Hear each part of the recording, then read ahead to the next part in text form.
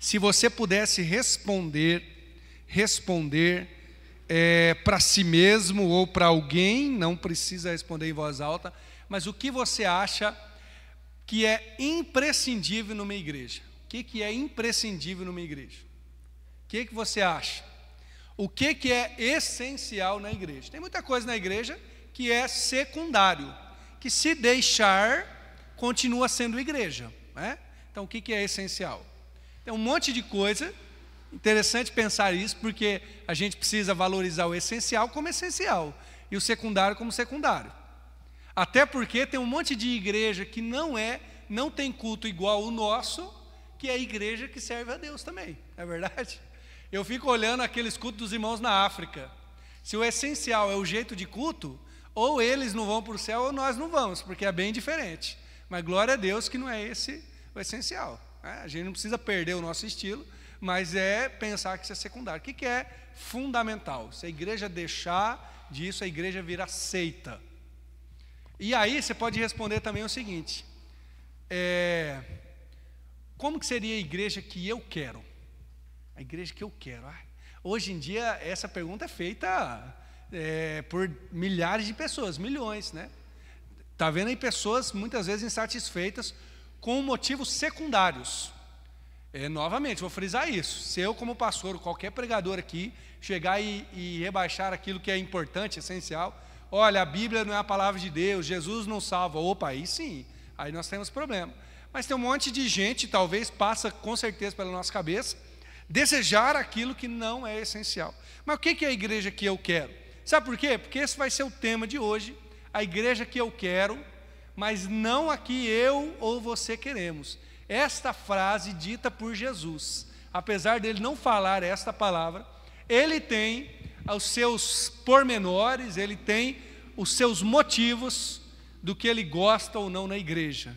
Então a igreja que eu quero, no sentido do que Jesus está dizendo, a igreja de Éfeso, e teríamos aí 7 igrejas pelo menos para pensarmos lá no Apocalipse, mas nós vamos ficar na igreja de Éfeso, que é Apocalipse capítulo 2, versos de 1 a 7. Interessante, né? Eu tenho muito disso, você provavelmente tem. Quanto mais envolvido na igreja, mais nós desenvolvemos este mal, que é assim, ficar pensando, a igreja que eu quero tinha que fazer isso. Por mais que você não precisa falar essa frase, tá? Mas, Apocalipse, capítulo 2, versos de 1 a 7. Mas, mesmo que você não fale essa frase, você pode imaginar, né? Tinha que ter isso, tinha que ter aquilo, né? Mas o que Jesus quer? Vamos falar a verdade, irmãos? O que eu quero, num sentido bem egoísta e bem pessoal, não importa, não importa. É claro que não estou me diminuindo, nem a eu, nem a você. Nós temos nossos talentos, nossos dons, até os nossos gostos, e tudo bem, desde que eles não sejam contra, ou desde que eles contribuam para aquele que é o Senhor da igreja, que é o cabeça da igreja, que é Jesus. É gostoso e importante frisar isso. A Igreja Batista Alvorada, ou melhor, a igreja que se reúne no nome de Jesus, seja sobre qual placa, é de Jesus e não é minha. Olha que bênção, né? Isso é libertador. Vamos ler comigo, ou acompanhe comigo aí, do 2, do 1 ao 7, a igreja de Éfeso. Escreve ao anjo da igreja que está em Éfeso: isto diz aquele que tem na sua destra as 7 estrelas, que anda no meio dos 7 castiçais de ouro. Eu sei as tuas obras, e o teu trabalho, e a tua paciência, e que não pode sofrer os maus, e puseste à prova os que dizem ser apóstolos, e não são, e tu os achaste mentirosos, e sofrestes, e tens paciência, e trabalhaste pelo meu nome, e não te cansaste. Tenho, porém, contra ti, que deixaste o primeiro amor. Lembra-te, pois, de onde caíste, e arrepende-te, e pratica as primeiras obras. Quando não, brevemente a ti virei, e tirarei do seu lugar o teu castiçal, se não te arrependeres. Tens, porém, isto, que aborreste as obras dos nicolaítas, as quais eu também aborreço. Quem tem ouvidos, ouça o que o Espírito diz às igrejas. Ao que vencer, dar-lhe-ei a comer da árvore da vida, que está no meio do paraíso de Deus. Amém? A igreja de Éfeso é uma igreja elogiada por Jesus. Uma igreja elogiada por Jesus. Só com o mínimo detalhe. Ela está sendo ameaçada de ser extinguida. É uma igreja muito boa, tá? Mas Jesus está querendo acabar com ela. Olha que coisa interessante, né? Eu gosto dos profetas. Eu me lembro quando eu estava lendo Amós, estudando bastante, mas outros profetas também fazem isso, em que Deus fala assim: eu estou cansado das vossas festas solenes. Você já leu essa frase na Bíblia? Estou cansado. E no caso dos profetas do Antigo Testamento, Deus fala assim: não adianta trazer o boi, a ovelha para sacrificar, que era uma maneira de cultuar a Deus ali, né? Não adianta, porque eu estou cansado de vocês. E eu estou enojado da gordura, né, do caso sacrificava, e aí subia o cheiro. Estou enojado porque vem com seus pecados. E eu me lembro que eu estava lendo o livro de Amós, né? Nessa época eu estava no seminário, que me veio isso na mente. Eu pensei, gente, Deus está enjoado de ir na igreja. Parece que é o único que não deveria enjoar de ir na igreja era Deus. E Deus falando: eu não aguento mais as vossas festas solenes. E parece que no Apocalipse Deus, né, Jesus no caso, fala algumas coisas assim. Eu usei aqui um linguajar bem próprio, né, mas assim, eu vou acabar com a igreja. E eu, como pastor, eu gosto de estudar aquilo que é chamado de gestão eclesiástica. É um dos temas que eu acho legal. Organização de igreja, sistema, modelo de igreja. E eu brinco, às vezes eu falo assim, né, eu até dou aula sobre isso, eu falo, eu sei que é chato, mas eu acho legal, né? E aí a gente começa a estudar gestão e modelos de igreja, aí você pensa assim, não, tal igreja acabou porque ela não fez uma boa gestão, ela não conseguiu comunicar com o público, não conseguiu entender a cultura, e um monte de coisa que a gente poderia falar. Mas às vezes a gente pode ser um pouco mais espiritual. Pode ser que a igreja acabou, a igreja está sofrendo, a igreja está morrendo, porque abandonou as primeiras obras. Pode ser mesmo. Pode ser que Deus esteja acabando com a igreja, não com a igreja toda, mas com aquela específica. Eu acho que a gente tem que manter esse pensamento para ter um temor a Deus, um temor, que Ele é Senhor da igreja.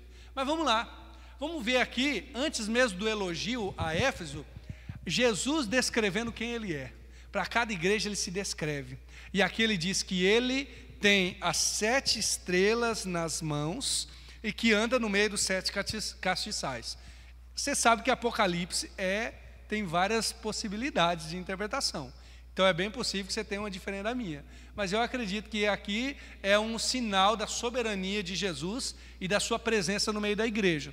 As 7 estrelas era uma espécie de crença de que havia estrelas e o tipo de uma crença popular lá, como se fosse o horóscopo atual, e era muito crida mesmo pelos pagãos, que dependendo de como estavam as estrelas, era assim como a pessoa seria e tal, bem tipo de horóscopo. E Jesus está se descrevendo como aquele que tem as estrelas na mão. Como quem diz assim, isso aí que vocês ficam acreditando, eu mando nisso. Ou seja, eu sou soberano sobre a vida de todos, sobre todas as notícias do mundo, eu estou com elas nas mãos. Essa seria a ideia, né? E os castiçais, talvez a melhor interpretação seja que cada um dos castiçais aqui a uma das 7 igrejas, são os 7 castiçais, e ele anda no meio das igrejas.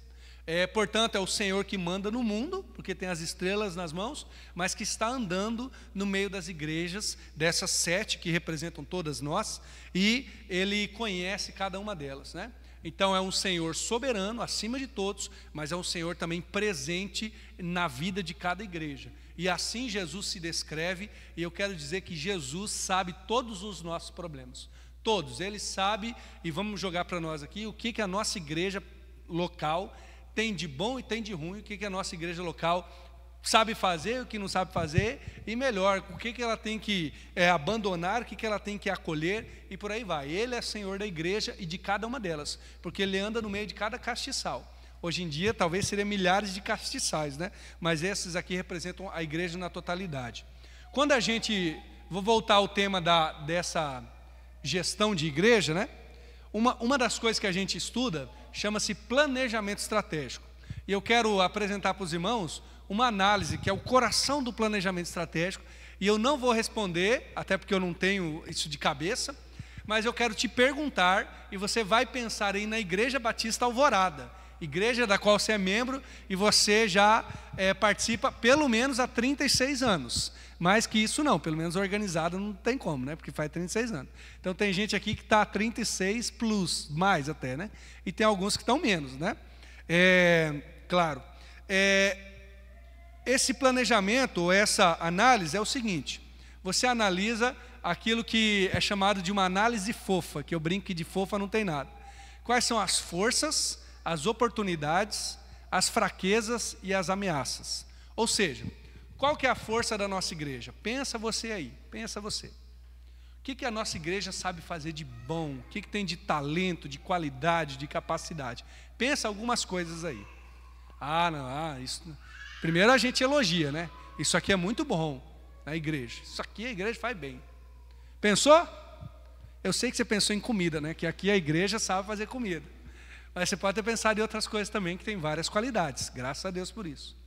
Outra, oportunidades. O que é oportunidades? O que no nosso entorno nós podemos enxergar e ver como uma oportunidade? O treino de futebol foi uma oportunidade, uma porta aberta, né? Quais oportunidades nós temos aqui ao nosso redor que a gente pode acolher e fazer? Pensa aí também, tá? Fraqueza. O que é fraqueza? Quais as dificuldades da nossa igreja?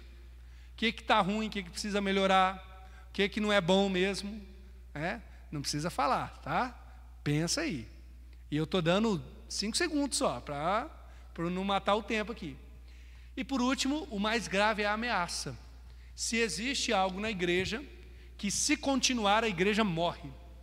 Quer ver uma ameaça que, graças a Deus, eu acredito que nós não temos? Heresia. Igual eu falei, se começar a pregar que a Bíblia não é a palavra de Deus, isso é uma ameaça. Não é só uma fraqueza. É algo que destrói a igreja. Mas pensa em outras coisas, né? Uma coisa muito simples, também não temos, tá? Mas uma igreja que vive eternamente no vermelho, né? Uma hora ela vai falir. Porque ela não tem como estar com as portas abertas e pagar as contas. É uma ameaça, entendeu? Tem alguma ameaça? Pensa aí com você. Por que eu estou falando dessa análise fofa? Forças, oportunidades, fraquezas e ameaças. Porque é uma análise que a gente pode fazer na nossa igreja, sem problema nenhum. O único problema é nós não sermos espirituais e fazer essa análise a partir de uma carnalidade. Agora, Jesus faz uma análise com a igreja de Éfeso, aliás, de todas essas, né? Mas hoje é de Éfeso. Jesus faz uma análise e ele tem elogios à igreja, elogios, que, irmãos, eu acho que alguns desses elogios, claro que nós não somos a igreja de Éfeso, então em menor situação, mas alguns poderiam vir a nós. Como que eu posso dizer? A parte ruim, aí você vê se temos ou não, tá? Mas o elogio, olha o que Jesus diz: eu sei as tuas obras, eu sei o teu trabalho, a tua paciência, que não pode sofrer os maus. Verso 2, né? Puseste à prova os que dizem ser apóstolos. O que essa igreja fazia? Essa era uma igreja trabalhadora e era uma igreja que cuidava da doutrina. Percebe? Ela tinha trabalho, tinha paciência, mas nem tanto assim, porque os maus ela não suportava. Ela tinha exortação, disciplina bíblica. Fundamental, né? E colocou à prova os que se diziam apóstolos. Os nicolaítas aqui, aí também tem possibilidades, mas era algum tipo de seita, tá? Alguns vão dizer que era uma seita que não acreditava bem em Jesus, que eram os famosos gnósticos, né?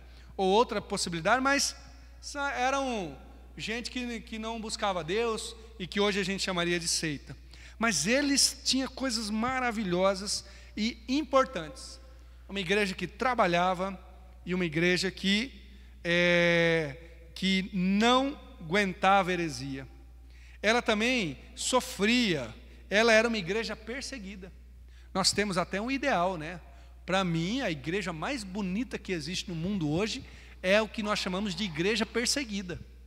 A igreja que está em países onde não é permitido pregar o evangelho. Que coisa maravilhosa. Mas essa igreja era uma igreja perseguida. Sofreste e tem paciência. E ainda tinha algum problema ali. Mas que bênção. E ainda, verso 3, né? E ainda diz assim: trabalhaste pelo meu nome e não te cansaste. Não te cansaste. A campanha de missões estaduais esse ano foi Você lembra aí, missões estaduais? Lembra? Pera, como que é? Imparáveis, né? Imparáveis. Imparáveis. Gente, vamos falar a verdade? Trabalhaste pelo meu nome e não te cansaste. O que essa igreja era? Imparável. Agora né? Era uma característica maravilhosa. Então, essa igreja tem ótimas coisas. E Jesus está elogiando. E um elogio de Jesus não é pouca coisa. Então, os versos 2 e 3 sobre essa igreja não são coisas para a gente jogar fora e dizer, tá vendo aí, não adianta nada. Não adianta nada trabalhar, não adianta nada cuidar da doutrina, que é expulsar os que são falsos apóstolos. Não adianta nada ser imparável. Adianta, porque é um elogio de Jesus. E essas características, penso eu, tá, irmãos? Tentando fazer uma leitura aqui da igreja de Éfeso, essas são características visíveis numa igreja, visíveis. Talvez a igreja de Éfeso estava se importando muito com aquilo que era visível, e não só no sentido de ser chamado a atenção pelos outros, de ser aplaudido, não, mas com aquilo que eles podiam perceber. Olha, é perceptível que essa pregação está errada, vamos cuidar disso, vamos pôr à prova esses apóstolos que são mentirosos, que são falsos. Olha, é perceptível que a gente tem que trabalhar, então vamos trabalhar. Mas parece que Jesus está dizendo, isso aqui é muito bom, tá? É maravilhoso, mas existe isso aqui, ó, que está mais profundo. É como se ele falasse assim, as mãos de vocês são perfeitas, mas vamos tratar do coração. E aí a igreja de Éfeso me ensina que uma igreja pode fazer muito, pode ser reconhecida, e ainda assim estar longe de estar no centro da vontade de Deus. Quando Jesus vai chamar o primeiro pastor, eu gosto de lembrar disso, se eu não me engano até preguei sobre isso há pouco tempo atrás. Quando ele vai chamar o primeiro pastor, que é Pedro, o que é o primeiro pastor? Porque Jesus fala para ele, apacenta as minhas ovelhas, né? Então é um chamado pastoral para Pedro. A pergunta que Jesus faz para Pedro é a seguinte, Pedro, tu me amas? Essa é a pergunta. Olha que interessante. Eu falei para os irmãos aí do que você acha de bom na igreja, né?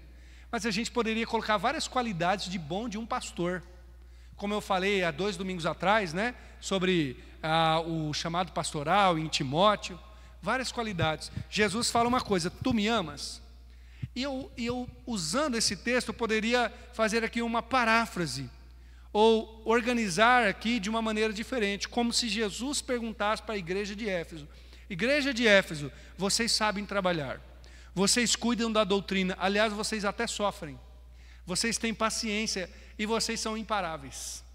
Vou usar esse termo aqui da campanha de missões, espero que não chegue aos ouvidos dos pastores da campanha de missões, né? Brincadeiras à parte. Mas, tudo bem, vocês têm essa qualidade, igreja de Éfeso, mas eu tenho uma pergunta para fazer para você, igreja de Éfeso, qual que é? Tu me amas? Essa é a pergunta crucial. Olha o que Jesus diz, tenho porém contra ti que deixaste o primeiro amor. É isso. E ele fala assim, virei a ti, tirarei do seu lugar o teu castiçal, se não te arrependeres. Esse é um dos motivos, aliás, que nós cremos que os 7 castiçais representam as igrejas, porque quando ele vai dizer que vai acabar com a igreja, ele vai remover o castiçal. Mas voltando para cá, Jesus está dizendo, vocês deixaram o primeiro amor. Esse é o essencial. Esse é o essencial. E aqui, de crente para crente, não sei quantos anos de crente você tem, eu tenho 25, porque eu me converti no ano 2000, então fica fácil o cálculo. A gente se acostuma a andar com Jesus, a gente se acostuma. A gente já sabe o que falar, né? Eu como pastor ainda mais, porque estou sempre à frente, então você vai desenvolvendo aquilo que é chamado de oratória, querendo ou não, né? Mesmo que eu não quisesse, tem que falar, então você tem que organizar de alguma maneira, bem ou mal, né? A gente vai aprendendo, e no aprender a gente vai se acostumando. Isto é pecado? Não, irmãos, não é pecado, é só humano, você acostuma. Para quem aí dirige, sabe do que eu estou falando, né? Quem dirige todo dia, se acostuma, parece que o carro é a extensão do seu corpo, você acostuma, e qualquer coisa você faz sempre. Mas é que com Jesus, o acostumar vai virando uma deformação. Eu lembro de um pastor que fala muito sobre vida espiritual, e ele diz, é um pastor canadense, americano ali, né? Ele diz que existe na língua dele o que chamam de deformação profissional, né? Tem a formação profissional e aí tem a deformação profissional. E ele dá o exemplo do médico para depois levar para os pastores. Ele escreve um livro sobre pastores, mas achei muito interessante a colocação dele. Ele diz que na língua ali dele tem a ideia da deformação profissional do médico, que é o seguinte: o médico é formado para quê? Para curar pessoas, para tratar doenças. E aí vai passando os anos e o médico vai vendo muita gente doente, muita gente morrendo. De repente ele começa a não ligar para as pessoas que morreram, né?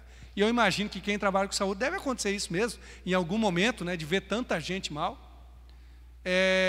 E aí isso é chamado de deformação profissional. Ou seja, você começa a trabalhar e a profissão vai te deformando. E aí, quando você está lendo, você fala, é verdade, tem médico que é assim. Aí ele joga para nós pastores, mas existe a deformação ministerial. Não só a formação, mas a deformação. Você começa a acostumar com Jesus, a acostumar com as coisas espirituais, acostumar com tudo que é relacionado à palavra de Deus. Irmãos, isso é verdade para mim, mas eu creio que é verdade para você também. Facilmente a gente se torna uma igreja incansável, imparável, uma igreja que faz coisas, uma igreja que é elogiada por Jesus. Novamente, isso é muito importante. Mas isso aqui não pode ser deixado de lado. Aliás, isso aqui faz com que a gente não se deforme. O quê? O primeiro amor. Primeiro amor. E você quer ver uma deformação que a gente tem, que é uma deformação espiritual mesmo? A gente, quando olha para um novo convertido, que está trabalhando, que está fazendo um monte de coisa, a gente fala o quê do novo convertido? Ele está no primeiro amor. Mas essa não é a descrição do primeiro amor para Jesus, não é. Porque Jesus falou que faz obras, que não se cansou. Tudo isso é o que a gente olha para o novo convertido e diz que é sinal do primeiro amor. Você percebe? Jesus não está falando dos desviados, Ele não está falando da pessoa que não vem na igreja, Ele não está falando do cara que está fraco, Ele está falando dessa igreja que trabalha, que faz um monte de coisa. Tenho, porém, contra vocês, se vocês deixassem o primeiro amor. E como fazer para voltar ao primeiro amor? Como fazer? Se primeiro amor, irmãos, é apenas e tão somente sentimento bom, não tem o que fazer. Mas caiu, acabou o sentimento, o que eu faço?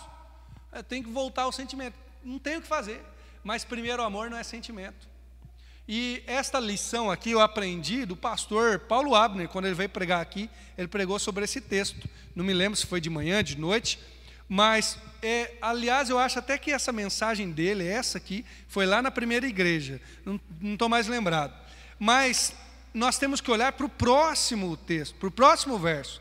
Fala assim, olha, vocês deixaram o primeiro amor e agora, lembra-te de onde caíste e arrepende-te e pratica as primeiras obras. Percebe? Quando nós pensamos em primeiro amor, nós pensamos em sentimento, em vontade, em desejo, que é o que acontece realmente quando a gente está iniciando na fé, em alguns momentos da nossa vida. Que vontade de orar, que vontade de ler a Bíblia, e tudo é saltitante, só alegria. Mas não é isso. Lembra de onde você caíste e se arrepende. O caminho para voltar ao primeiro amor é o caminho do arrependimento, né? Lembra de Pedro, né? Senhor, Tu sabes tudo e sabes que Te amo. Havia um arrependimento ali. Um arrependimento pelo quê, irmãos? Essa igreja não pecou? Que pecado que essa igreja tem que se arrepender? Pensa aí. Essa é uma igreja que tem heresia? Essa é uma igreja que parou de trabalhar? Essa é uma igreja que fez coisa errada? Que está devendo dinheiro? Que está mentindo? Não. Não. Então por que ela tem que se arrepender? Porque ela deixou de amar Jesus. Esse é o arrependimento. Senhor, desculpa. Desculpa não, né? É mais grave, perdão. Porque eu criei outros ídolos. Eu criei ídolos no seu lugar, porque eu destronei o Senhor e deixei de ter o Senhor como meu primeiro amor, como essência, como primordial da minha vida. É contra isso que o Senhor tem com aquela igreja. Talvez seja mais grave do que outras coisas visíveis, né? Arrepende-se do quê? De não ter mais Jesus como essencial, de não clamar mais ao Senhor, de não depender dEle, de não andar com Ele, de não desejá-lo. Ah, Senhor, que o nosso coração volte para o Senhor, né? E aqui está o caminho, esse que o pastor Paulo Abner frisou, e eu achei incrível, eu nunca tinha reparado nisso, aprendi com ele. Pratica as primeiras obras. As primeiras obras. O que é essas primeiras obras? Olha, não olha o que Jesus diz, verso 2: eu sei as tuas obras, o teu trabalho, a tua paciência. Então não é isso. Se Jesus está falando que eles têm obras, têm trabalho, têm paciência, então não é trabalhar, fazer um monte, criar atividades. Não. O que é as primeiras obras? Quais são as obras essenciais de uma vida espiritual, irmãos? Eu creio que é aquilo que nós chamamos, depois, demos um nome técnico, de disciplinas espirituais. Como que volta para o primeiro amor? Você se arrepende e você volta joelhinho no chão, você volta a orar, você volta a ler a Bíblia, você volta a jejuar, você volta a confessar pecados, você volta a caminhar com alguém, que hoje em dia se chama de prestação de contas. O que é? Confessar para alguém, falar: irmão, ora por mim, eu estou precisando, eu errei nisso, eu caí naquilo. Volta às obras que são espirituais, que vai manter você firme na fé. Ah, mas eu não tenho o primeiro amor, não tenho a vontade. Não. O caminho para ter o amor renovado é as primeiras obras. Porque eu, muitas vezes, sou assim, eu sei que você também, por vezes, cai nisso, porque somos humanos. Nós dizemos assim: eu tinha vontade de orar, eu tinha muita vontade de orar. Aquela época eu orava que eu tinha muita vontade. O que está sendo frisado aqui é o contrário. Começa a orar sem vontade. Começa a ler a Bíblia sem vontade, sem entender. Você vai ler a Bíblia lá, já aconteceu de eu abrir a Bíblia e cair no versículo que eu precisava. Oh, que benção. Aí depois eu abria, só caí em genealogia. Então lê a genealogia. Volta a trabalhar com as primeiras obras, o que é mais importante. Por quê? Porque isso vai renovar o seu primeiro amor. E aí, irmãos, lembra que a gente falou qual é a igreja que eu quero? Eu perguntei para você, agora você entendeu que era uma pegadinha, né? Que igreja que eu quero? A gente fica falando: igreja, eu quero isso, quero... O que importa é o que Jesus responde disso. E me parece, no texto bíblico, que Jesus está respondendo que Ele quer uma igreja que caminha em primeiro amor, que Ele é o mais importante, que Jesus é o essencial, e nossa relação com Ele é o essencial. O restante é jogado fora? Claro que não. A gente não vai ficar aí sem fazer nada porque Jesus é o essencial, não. Ele é o essencial, por isso nós trabalhamos, por isso nós testemunhamos, por isso nós colocamos à prova falsos apóstolos e seja lá o que for. Mas Ele é essencial. A nossa vida com Deus, as primeiras obras, a busca a Jesus é o mais importante. Essa é a igreja que Ele quer de nós. É isso. E para finalizar, eu estou pulando aqui alguns versos, mas para frisar isso. O verso 7, Jesus, me parece que Ele está dando uma indireta, bem direta para a igreja, que é aquele final do: quem tem ouvidos, ouça o que o Espírito diz às igrejas. E para cada igreja tem uma palavra diferente. E esta aqui assim: dar-lhe-ei de comer da árvore da vida. Dar-lhe-ei de comer da árvore da vida. Eu fiquei lendo esse texto pensando: mas por que ele falou para essa igreja isso? Por qual motivo? Olha, essa era uma igreja que trabalhava, não é? Essa era uma igreja incansável, não era? Essa era uma igreja que fazia coisas. Ou seja, era uma igreja que queria ser produtiva, queria ser frutífera, queria ter resultados. Que bênção. E Jesus fala que o fruto já está preparado. O fruto da árvore da vida já está lá. Já está. O fruto é meu, não é de vocês.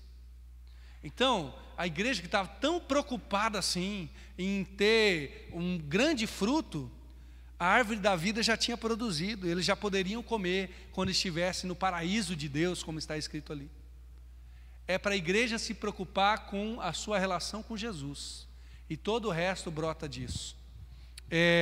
Aquela analogia que eu já fiz várias vezes, eu quero fazer novamente, né? É como se quando a nossa vida com Deus se alinha, todas as outras coisas vão se alinhando. Aí a analogia, como quando cai uma corrente de uma bicicleta. E você coloca só os primeiros gomos da corrente e volta a pedalar. Quem anda de bicicleta ou já andou sabe como que é. O voltar ao primeiro amor, a partir das primeiras obras, da busca com Deus, é como se alinhasse o essencial. E aí você deixa de pedalar? Não, você não deixa. Mas aí você vai pedalar do jeito certo.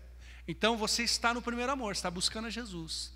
Vida com Deus, arrependimento de pecados, decisão de transformação. E aí você começa a andar. Opa, Senhor, estou trabalhando aqui. Ou na igreja, ou pregando o evangelho, ou falando de Jesus, onde for. E as outras coisas vão se alinhando. Tal como Jesus diz, buscar em primeiro lugar o reino de Deus e a sua justiça. E as demais coisas vão ser acrescentadas. Essa é a ideia aqui. Qual a igreja que Jesus quer? E esse é o tema, né? Eu creio que é uma igreja que ama Ele. Que tem Ele como centro. Não só aqui, não só quando estamos reunidos, mas a nossa vida perene. E eu quero te chamar a atenção para trabalhar, para sofrer, para ter paciência, para não se cansar, realmente, que Deus te abençoe, tá? Mas o que eu quero dizer é que tudo isso, com temor no coração, não tem sentido algum se nós deixamos de entender por que estamos fazendo. Por quê? Se estamos fazendo para Jesus, amém, glória a Deus. Agora, se não, que você possa voltar ao primeiro amor a partir das primeiras obras. Quero orar junto com você, uma oração de arrependimento e de prioridades. Que o Senhor seja o essencial do nosso coração. Senhor Jesus, obrigado pela igreja de Éfeso, que foi uma igreja que foi elogiada pelo Senhor. Tinha obras, tinha trabalho, tinha uma doutrina correta, e certamente se perdesse isso, perderia muito, inclusive perderia sua identidade. Mas existia algo naquela igreja que nós não podemos ter, Senhor, que é deixar o primeiro amor. Senhor, é porque nós somos humanos e pecadores, mas isso não deveria ser uma disputa entre fazer, entre as mãos e o coração. Mas muitas vezes para mim e eu sei que para os meus irmãos também. Então nos ajude, Senhor, a partir do essencial, que a nossa vida com Deus dirija a nossa vida ministerial e não o contrário. Que a nossa vida com Deus seja em primeiro lugar e depois aquelas obras que iremos fazer externamente. Senhor, não deixa com que a gente seja apenas casca, mas nos faz, Senhor, ter vida interior, brotando, como o Senhor diz, rios de água vivas de nós, para fluirmos para os outros, Senhor. Pai, nos ajuda a nos arrepender de onde caímos, de onde paramos, de onde retrocedemos, de onde olhamos para o lado e voltar a buscar o Senhor como primeiro amor. Senhor, nós desejamos isso. E eu te louvo por tudo que o Senhor tem nos dado. Te agradeço, Pai, porque eu creio que isso é propósito do Senhor para nós, voltar o nosso olhar para Ti. Eu peço, Pai, que o Senhor nos abençoe, em nome de Jesus. Amém.